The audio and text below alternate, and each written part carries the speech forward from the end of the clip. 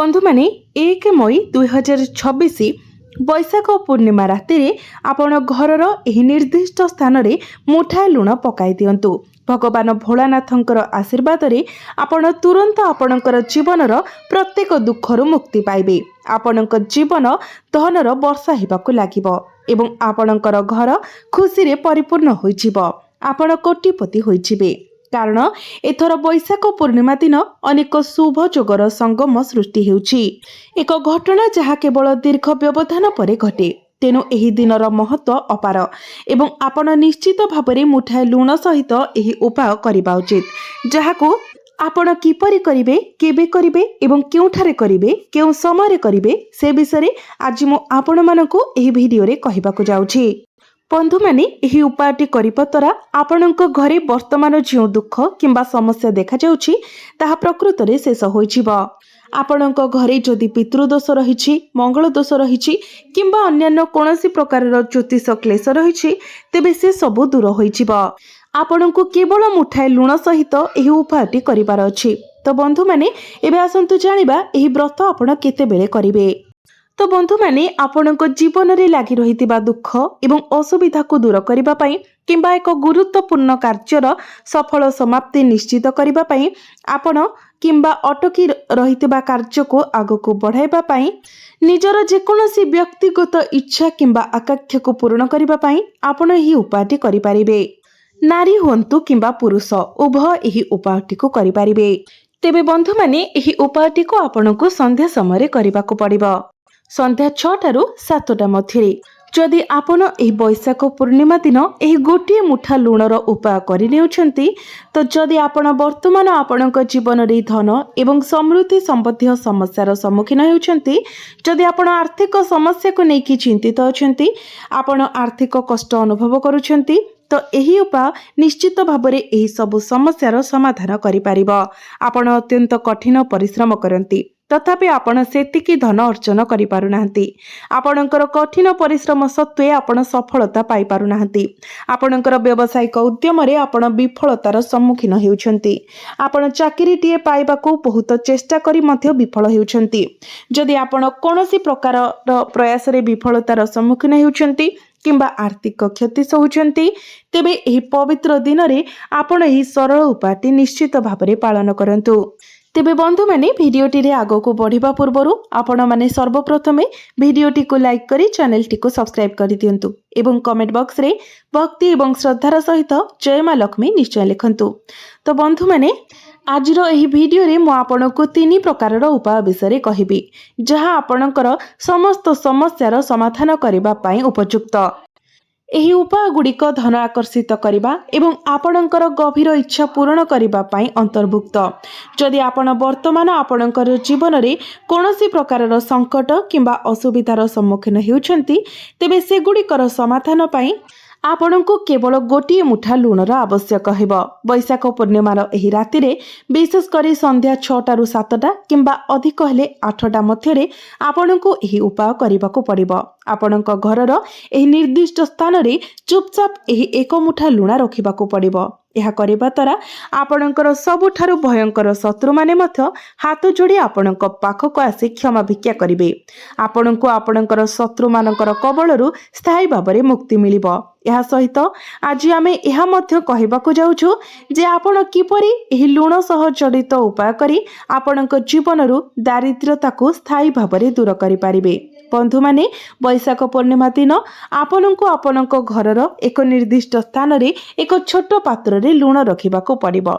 जदि आपण बैशाख पूर्णिमा रे एही उपाय को सफलतार सहित करि नेउछंती तेबे एहाको देवी लक्ष्मी को द्वारा प्रदत्त एक दिव्य वरदान बोली भाबी नेबा उचित। यह निश्चित करे जे दारिद्र्यता आपणक घरे आउ केबे भी वास करि पारिबो नाही। आपण प्रभावशाली एवं स्थायी भाବରେ आपणक जीवनरु दारिद्र्य एवं आर्थिक कष्ट को दूर करि पारिबे। एही उपाय द्वारा आपणकर जीवनरु नकारात्मकता संपूर्ण भाବରେ दूर होइछिबो। बंधु माने प्रत्येक व्यक्ति स्वाभाविक भाବରେ तांको जीवन काल रे यथा संभव धन अर्जन करबाको चाहंती। केही चाहंती नाही जे तांको उपरे दारिद्र्य केबे आसु। से माने निश्चित करबाको चाहंती जे दारिद्र्यता केबे भी सेमानकर जीवन रे न आसु। प्रत्येक व्यक्ति चाहती घरर प्रत्येक सदस्य निज निज प्रयास रे सफलता हासिल करंतु। तो आमे आसंतु जानिबा जे आपण किपरि लुण को आपणकर जीवन रे सफलता हासिल करिबा, धन आकर्षित करिबा एवं आपणक घर नकारात्मक शक्ति को स्थायी भाव में दूर करिबा पई व्यवहार करि पारिबे। एही उपाय आपणकर घर मध्यरे सकारात्मक शक्ति को यथेष्ट वृद्धि करिबो। तो आसंतु प्रथम उपाय विषय जानिबा। तो बंधु माने जदि आपण संदेह करती जे आपणक घर भितर कौन स्थान रे नकारात्मक शक्ति लुचि रही तेबे याकु दूर करबा पई आपण लुणर एही प्रभावशाली उपाय करंतु। सेथिपाई आपण अल्प परिमाणर संधैव लुण नियंतु। एहाको आपणक घरर चट्टाण पोछिबा पई व्यवहार करुथिबा पानी रे मिसांतु। तापरे एही मिश्रण सहित घर पोछंतु।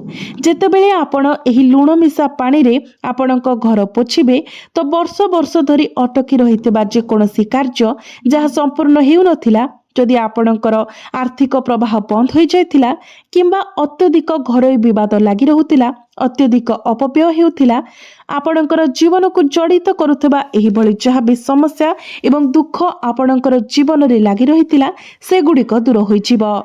तो आपण निश्चित भाव में यही उपाय को पालन करंतु।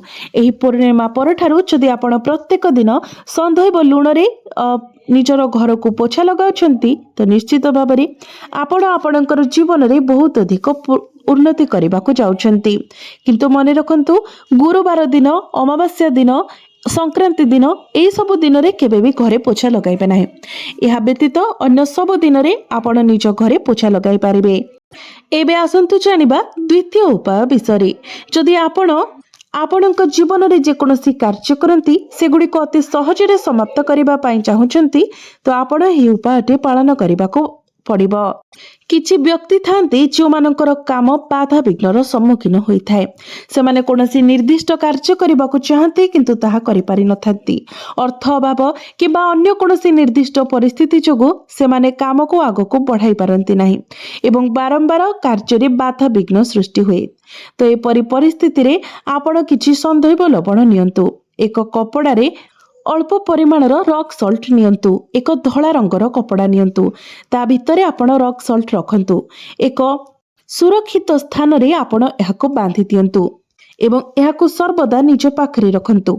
आपण जेउठाकु भी जाउछंती, आपण घरे थांतु किंबा कार्यस्थल को जांतु किंबा जेकोनोसी स्थान को जांतु, एहाको सर्वदा आपणकर निज पाखरे रखंतु। आपण देखिबे जे आपणक जीवन रे थिबा प्रमुख समस्या गुडिक जे कार्य गुडिक आपण समाप्त करि पारु नथिले, आपणकर प्रगति रे बाधा सृष्टि होतिला, सफलता बिना बारंबार चेष्टा करिथिबा प्रयास किंबा आपण चाहुथिबा किंतु हासिल करि पारि नथिले ताहा समाधान हेबा आरंभ हेबो।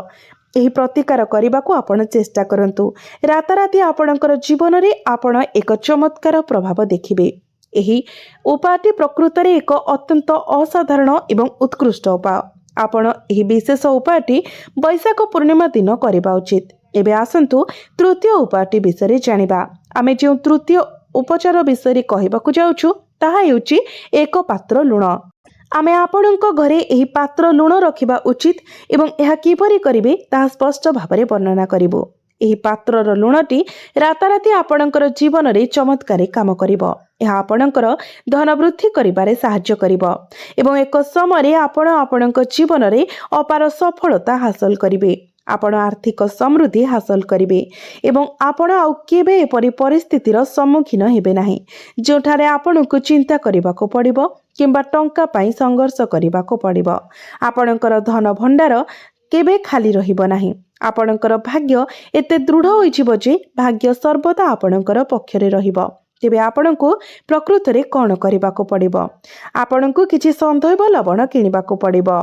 एक काचर पात्र नियंतु एवं सेथिरे एही लुण को भर्ती करंतु। आपण मोटा दानादार किंबा सूक्ष्म पाउडर फॉर्म रे लुण नहीं पारिबे।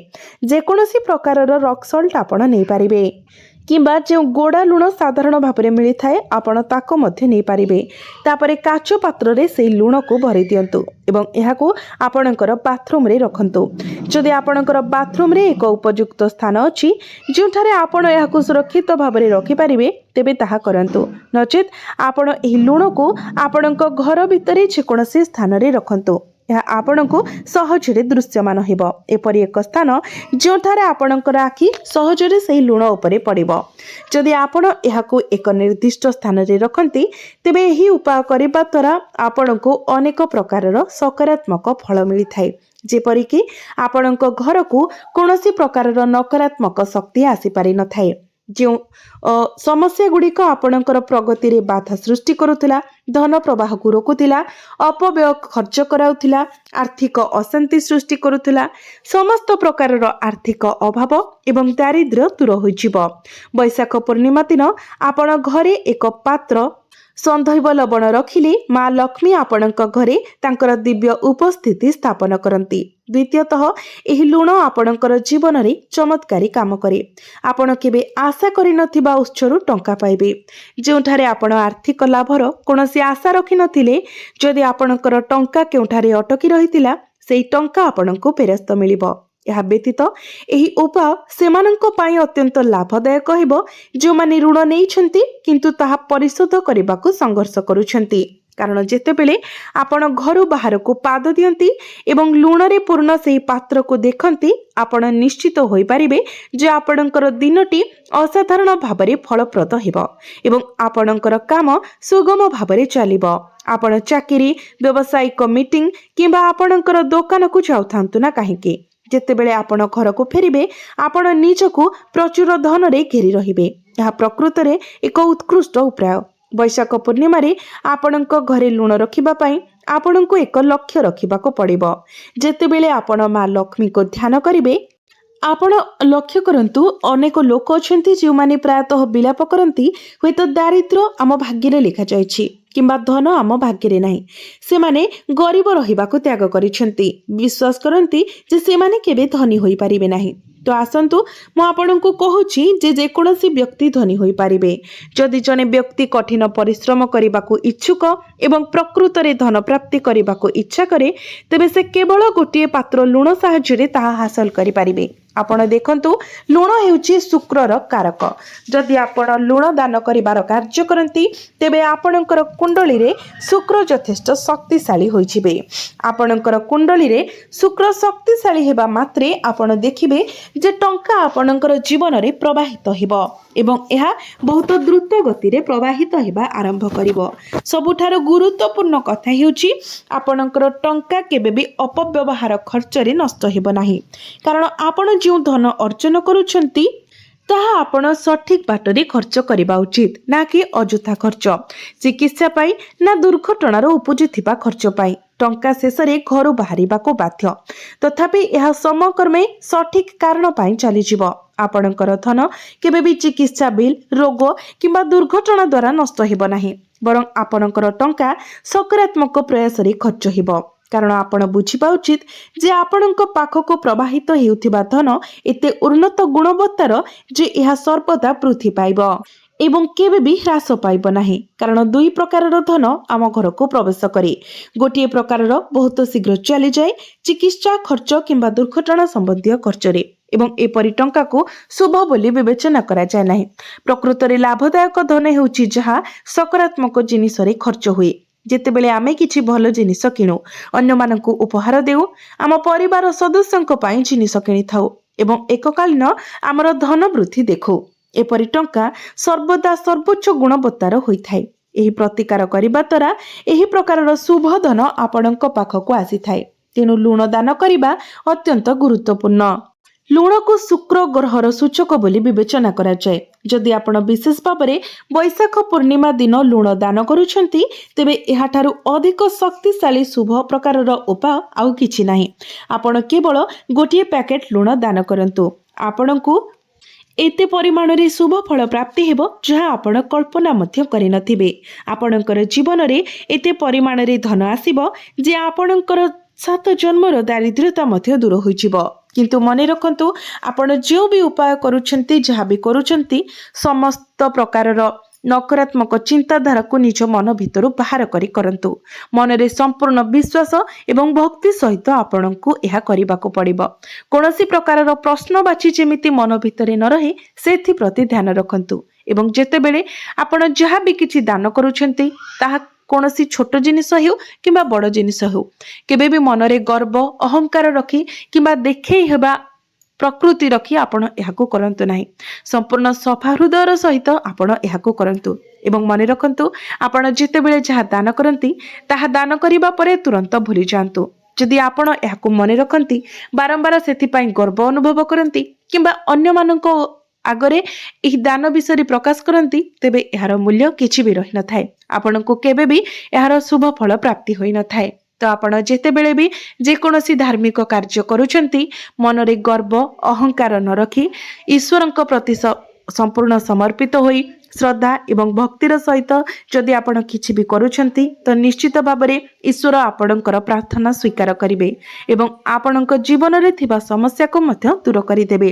ତ ବନ୍ଧୁମାନେ ভিডিওটি যদি ভালো লাগিଥାଏ তো ভিডিওକୁ লাইক କରି ଚ୍ୟାନେଲକୁ ସବସ୍କ୍ରାଇବ କରିଦେବେ ଏବଂ କମେଣ୍ଟ ବକ୍ସରେ ଭକ୍ତି ଏବଂ ଶ୍ରଦ୍ଧାର ସହିତ ଜୟ ମା ଲକ୍ଷ୍ମୀ ନିଶ୍ଚୟ ଲେଖିବେ।